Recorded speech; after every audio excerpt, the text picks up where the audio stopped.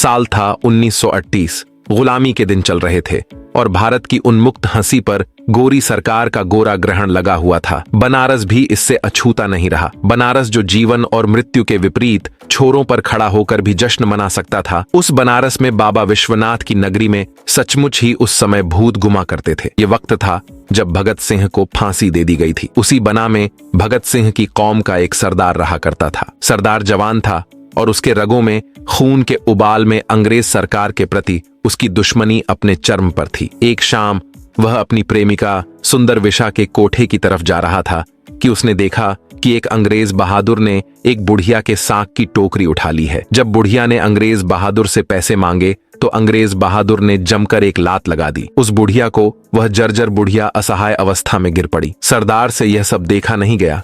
उसने अपने हाथ में पकड़े हुए डंडे को जोर से घुमाया और दे मारा अंग्रेज बहादुर के सर पर। अंग्रेज बहादुर का सर फटा और वहीं उनके प्राण पखेरु उड़ गए। सरदार आगे न जाकर वापस अपने कमरे की तरफ मुड़ चला। और फिर उसके बाद ऐसा क्या हुआ जो हमें यह कहानी सुनानी पड़ रही है? वह सुंदर विशा कौन थी और उन दोनों बीच में प्रेम का क्या रहस्य था और आखिर उनके प्रेम का परिणाम क्या हुआ?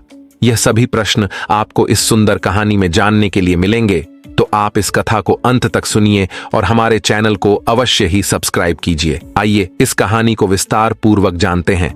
बाबा भोलेनाथ की नगरी बनारस अपनी उन्मुक्त, अपनी विद्वता, अपनी आध्यात्मिकता के साथ साथ अपनी वैश्याओं के लिए भी जानी जाती है। वास्तव में इन वैश्याओं का इतिहास बहुत ही पुराना है। चाणक्य के अर्थशास्त्र में इन्हें गणिका कहा गया है और इन पर सरकार खर्च करती थी और इनकी आमदनी भी बहुत अधिक होती थी। अक्सर इन्हें जासूस भी बनाया जाता और इनमें से जो अधिक शिक्षित हो जाती थी, जो अधिक दक्ष हो जाती थी, उन्हें विषकन्या बना दिया जाता था। विषकन्या यानी कि जिसके जीभ पर जहर रहता था। इन्हीं विषकन्याओं में से एक थी तिष्य रक्षिता और इसी का में एक और गणिका ऐसी हुई जिसके पिता एक बड़े व्यापारी थे। उस व्यापारी के साथ कुछ ऐसा घटित हो गया जिसके कारण उसने अपनी बेटी को गणिका बनाने का फैसला किया। उसकी बेटी इतनी सुंदर थी कि उसका मूल्य काशीराज के एक दिन की कमाई के बराबर था, इसलिए कोई भी उसका मूल्य दे ही नहीं पाता था। तब उस व्यापारी ने अपनी बेटी का मूल्य आधा कर दिया, यानी कि काशीराज के कमाई का आधा मूल्य एक दिन में उसके लिए मिलता था और इसीलिए उस लड़की का नाम पड़ गया, उस गणिका का नाम पड़ गया अर्धकाशी। यदि आपको अर्धकाशी की कहानी जाननी है तो आप कमेंट बॉक्स में मुझे आज्ञा दे सकते हैं। तो मित्रों, इसीलिए बनारस को उसके विद्वता के साथ साथ उसकी वृषाओं के लिए भी जाना जाता रहा है। तभी तो किसी रसिक ने परेशान होकर कहा होगा कि राण सांड सीढ़ी सन्यासी, इनसे बचो तो सेव अवकाशी। उसी बनारस की कहानी है। यह साल था 1938 का। तब बनारस में सुंदरी विशा बड़ा ही प्रसिद्ध हुआ करती थी। वह जितनी सुंदर थी उतना ही सुंदर था उसका गला और उतना ही सुंदर था उसका नृत्य। उसकी महफिल कहते हैं कि इतनी शानदार होती थी कि बड़े बड़े राजाओं की महफिल भी उसके सामने उदास मालूम होती थी। सुंदरी विशा पूरे बनारस की जान थी। बनारस का कला पसंद करने वाला समाज अक्सर ही उसके गुण गाता था। वह इतनी सुंदर थी कि उस रसिक समाज ने उसका नाम सुंदरी विश रखा था। वास्तव में कोई अन्य नाम उस पर ठीक भी नहीं लगता, लेकिन जितनी वह सुंदर थी उससे भी सुंदर था उसका नृत्य और सबसे सुंदर था उसका गला। कहते हैं कि जब वह गाती थी तो ऐसा लगता था मानो माता सरस्वती ने अपनी वीणा के तार छेड़ दिए हों। उस सुंदरी वृषा के कोठे पर तमाम लोग आते, उनमें ही आता था वह सरदार जिसने एक ही नजर में सुंदरी वृष से प्रेम कर लिया था।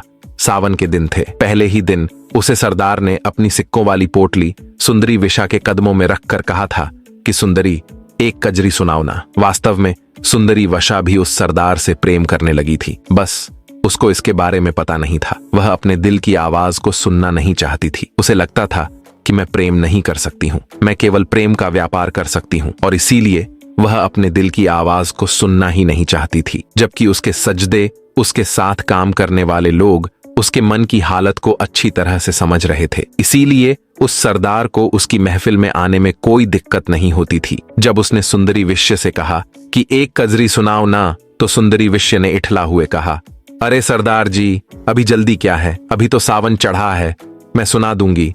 कजरी आपको कल आइएगा, कल अवश्य सुनाऊंगा। ने कुछ नहीं कहा। वह मुस्कुराकर रह गया, महफिल में बैठा रहा, अपनी प्रेमिका को देखता रहा और सुंदरी विशा उसकी तरफ से नजर घुमाकर अपने नृत्य को पूरा करने में लग गई। सुंदरी विशा के चेहरे पर मुस्कान थी और यह मुस्कान केवल और केवल सरदार की उपस्थिति से ही आती थी। सुंदरी विशा का नृत्य पूरा समाज देख रहा था, लेकिन सरदार उसे पी रहा था। उस दिन की महफिल समाप्त हुई और सरदार अपने घर वापस आ गया। दिन भर उसने काम किया, पैसे कमाए और फिर शाम के समय वह कोठे पर जा पहुंचा। वहां जाकर पैसों वाली थैली उसने सुंदरी विशा के कदमों में रखकर फिर से कहा, सुंदरी, एक कजरी सुनाओ ना। सुंदरी ने फिर से इठला हुए कहा, अरे सरदार जी, इतनी जल्दी क्या है, कल सुना दूंगी, कल आइएगा। वास्तव में कजरी तो एक बहाना था। सुंदरी विश्व चाहती थी कि वह सरदार रोज उसके यहां आए।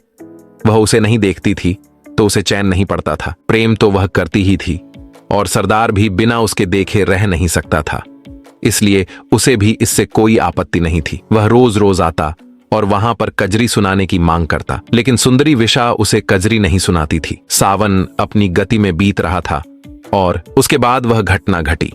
सावन के कुछ ही दिन बचे हुए थे। सरदार रोज की तरह शाम को सुंदरी वैश्या की कोठी की तरफ जा रहा था।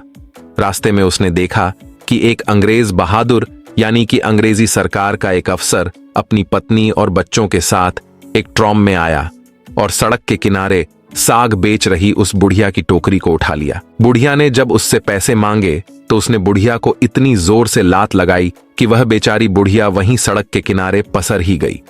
वास्तव में ऐसा लग रहा था जैसे अंग्रेज सरकार का वह अफसर अपनी पत्नी एवं बच्चों के सामने अपने गौरव को दिखाना चाह रहा था। भारतीयों के प्रति घृणा उसके चेहरे से ही टपक रही थी। तब सरदार भगत सिंह को फांसी हुए अधिक समय नहीं हुए थे। सरदार के खून में उबाल था।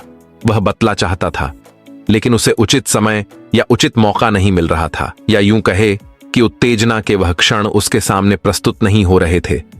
जब उसने इन दृश्यों को अपनी आंखों के सामने गुजरते हुए देखा तो उसके खून का उबाल अपने चरम पर पहुंच गया। अंग्रेज सरकार से उसकी दुश्मनी उस अफसर पर टूट पड़ी। उसने अपने हाथ में पड़े हुए डंडे को बहुत ही जोर से घुमाया और उस अफसर के सर पर दे मारा। सर तरबूज के भांति दो भागों में विभक्त हो गया। अंग्रेज का वह अफसर वहीं सड़क पर गिरा और खून फेंक कर मर गया। चारों तरफ अफरा तफरी मच गई। एक अंग्रेज सिपाही को मार देना ही बड़ी बात हुआ करती थी। यह तो ट्रॉम में आया हुआ अफसर था और अपने परिवार के साथ था। चारों तरफ भागा दौड़ी मच गई। तुरंत ही अंग्रेजी सिपाहियों का वहां पर जमावड़ा लगने लगा और वह सरदार दौड़ता हुआ अपने कमरे की तरफ वापस लौट गया।